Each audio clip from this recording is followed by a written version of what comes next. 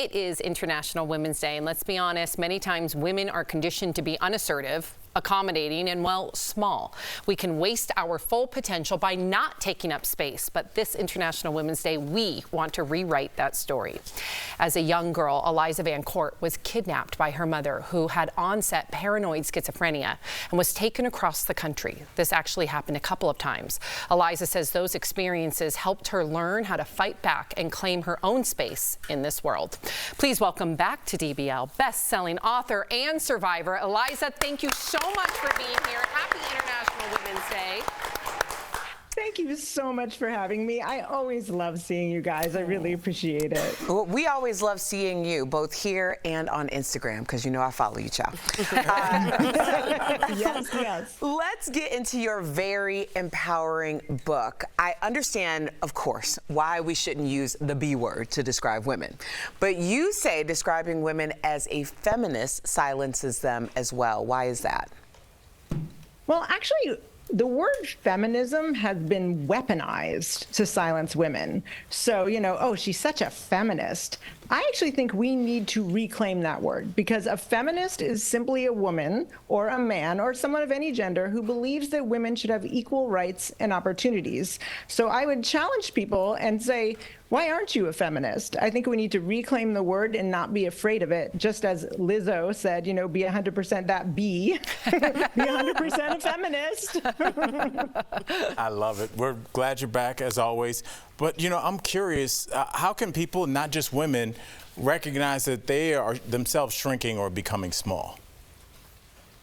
Yeah, I think that we actually train people to not listen to our gut and our bodies. And the best example of that is when a kid is little and somebody says, go kiss Uncle Bob. Yes. And the kid goes, I don't want to. And they say, no, go kiss Uncle Bob. And the kid cries and the kid goes and does it. And from that moment forward, that kid hears, if I don't feel safe, I shouldn't listen to it. I shouldn't trust it. I just need to do the thing anyway. We need to start from the time kids are little, training them to trust themselves. And when we feel that feeling in our gut, like we're not okay, we want to get that Uncle Bob message out of our head and say, I'm going to believe myself and I'm going to act accordingly. Well said, and believe your child. Okay, so once someone realizes what's happening, how do they get out of it? Can you give us some tips on how to take up more space, as you put it? Absolutely. So the first thing is stand tall. I say it in my book, stand tall. It's really, really important. So it seems basic, but absolutely, if you slump, you're saying, I don't think highly of myself. Also, speaking a little more loudly than you normally would says, I have power, I'm confident. The next thing is, if somebody is making you feel insecure, stop moving your head. Do not affirmation nod. Do not tell people, oh yeah, I want you to keep being disrespectful to me. Keep your head really still, and you are giving them the message that what they are doing is not okay. Finally, if someone's being rude or disrespectful to you, you don't need to attack them or shame them, which is often what we do, and then it just becomes a huge fight, and that's unnecessary in my mind. We can either say, huh, or we can say, what do you mean? My favorite example of this is I had a client who had made a lot of money for her company, and her boss in front of everybody said, great job on that thing. I'm not going to say details. Jane, hope you didn't spend all that money you made for us on a new purse in front of everybody. And she'd been working with me, and she said, what do you mean? Yeah. And he said, well, it's funny. And she said, it's funny I would spend the money from that deal on a new purse. And then this really bro-y guy next to her literally said, huh? That's not cool, dude. Nice. Wow. And he saw it and he heard it. So sometimes if you ask a question as the person, the target, you make the person self-reflect, and then the person who's around you who sees it can just say, huh. And that's a really good way of saying, I'm not okay with this. Let's kind of think of a different way to approach this situation that's more respectful. I love the bro dude being an ally, with the woman there too.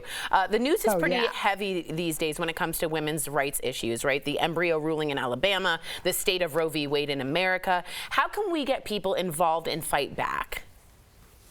Yeah, well, first of all, we are going backwards, Right. and it's not okay. It's really not okay. I think the most important thing for us to understand is that the majority of Americans, 6 out of 10 people, are not happy with this. And of those 6 out of 10, many of them strongly disagree. And of the people who really, really are not happy, women are more of the majority than men, and they vote more.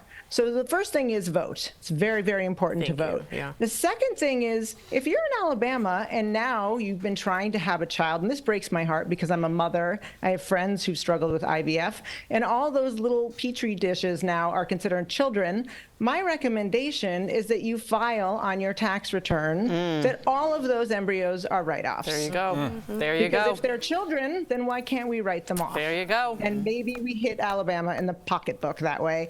And That finally, speaks the loudest. I'm so sorry, but we're running on a hard out, and we appreciate you, Eliza. I want to make sure I plug your book because it's incredible.